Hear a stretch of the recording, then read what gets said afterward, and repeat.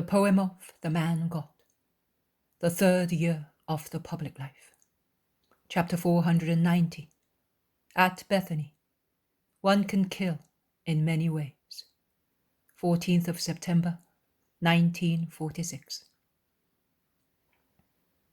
A sadder and sadder but always pleasant house in Bethany. The presence of friends and disciples does not remove the sadness of the house. There is Joseph with Nicodemus, Manaen, Eliza and Anastasia. As far as I can understand, the two women could not put up with being far from Jesus, and they apologize as if they had disobeyed, although they are quite decided not to go away. And Eliza explains her good reasons, which are the impossibility of Lazarus' sisters to follow the Master and take womanly care of him and of the apostles, as is necessary with a group of men alone, and, furthermore, persecuted. We are the only ones who can do that, because Martha and Mary cannot leave their brother. Johanna is not here. Annalea is too young to come with us. It is better for Nike to stay where she is, so that she may receive you there. My white hair will prevent disparagement.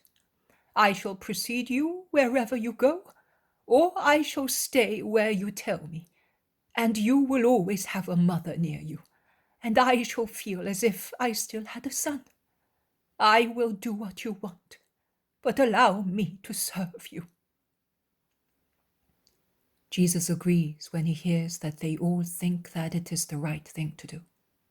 Perhaps in the deep bitterness of his heart, he wishes to have a motherly heart close at hand, to find it in reflections of his mother's kindness. Eliza is triumphant in her joy. Jesus says, I shall often be at Nob. You will stay in the house of old John. He told me that I can stay there when I stop at Nob. I shall find you there every time we come back. Are you thinking of going away in spite of the wet weather? Asks Joseph of Arimathea. Yes, I am. I want to go towards Perea, stopping in Solomon's house. Then I will go towards Jericho and Samaria.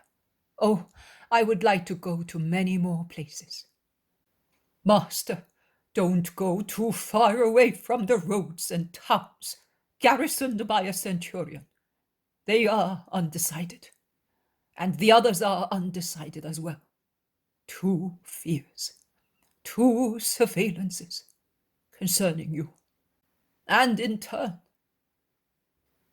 But you may be sure that, as far as you are concerned, the Romans are less dangerous. They have abandoned us, remarks Judas of Kerioth bluntly. Do you think so? No. Among those Gentiles who listen to the Master, can you perhaps see those sent by Claudia or by Pontius? Among the freedmen of the former and of her lady friends, there are many who could speak in the Bel Nizrask if they were Israelites. Don't forget that there are learned people everywhere, that Rome enslaves the world, that her patricians love to take the best booty to adorn their houses. If gymnasiarchs and circus managers choose what can give them profit and glory, patricians select those whose learning or beauty may adorn and gratify their houses and themselves. Master, this subject reminds me of something. May I ask you a question? Speak up. That woman, that Greek woman who was here last year, and was a charge against you, where is she? Many have tried to find out, not for a good purpose. But I have no evil wish, only I don't think it is possible that she has gone back to the wrong doctrine. She was gifted with a great intelligence and sincere justice, but she is no longer about. In a part of the earth, she, a heathen woman, has been able to practice for a persecuted Israelite the charity which Israelites did not have. Are you referring to John of Endor? Is he with her? He is dead. Dead? Yes. And they could have let him die near me. There was not a long time to wait. Those, and they are many, who worked to have him sent away, committed murder, as if they had raised their hands armed with knives against him. They broke his heart, and although they know that that is why he died, they do not consider themselves homicides. They do not feel remorse for being so. Brothers can be killed in many ways, with weapons and with words, or with some wicked deed, such as informing a persecutor of the place where the persecuted person is, or depriving a poor wretch of his refuge of comfort. Oh, in how many ways one can kill. But man does not feel remorse for that. Man, and that is the sign of his spiritual decline, has killed remorse. Jesus is so severe in speaking those words that no one has the courage to speak. They look at one another stealthily, with lowered heads, and even the best and most innocent ones are embarrassed.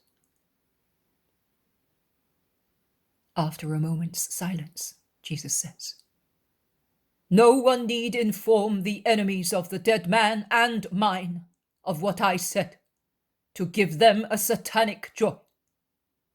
But should anyone question you, you may reply that John is at peace, with his body in a faraway sepulchre, and his soul in expectation of me."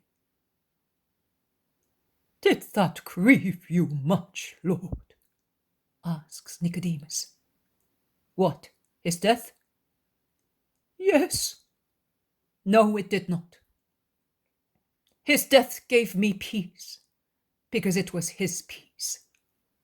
I was grieved, deeply grieved, by those who through low feelings informed the Sanhedrin of his presence among the disciples and brought about his departure. But every man has his systems, and only a great goodwill can change instincts and systems. But I say, he who denounced will denounce again. He who brought about death will bring about death again. But woe to him! He thinks he is winning, whereas he is losing, and the judgment of God is awaiting him." "Why are you looking at me thus, Master?" asks John of Zebedee, becoming uneasy and blushing as if he were guilty. "Because if I look at you, nobody, not even the most wicked person, will think that you may have hated a brother of yours." "It must have been a Pharisee or a Roman. He supplied them with eggs," says Judas of Kerioth. "It was a demon, but he did him good whilst wishing to harm him. He hastened his complete purification and peace." "How do you know? Who brought you the news?" asks Joseph. "Does the master need to have news brought to him? Does he not see the actions of men? Did he not go and call Johanna, that she might come to him and be cured? What is impossible to God?" says Mary of Magdala, passionately. "That is true, woman, but few people have your faith, and that is why I asked a silly question." "All right, but come now, master. Lazarus has awaked, and is waiting for you." And she takes him away abruptly and resolutely, cutting short any further conversation or question.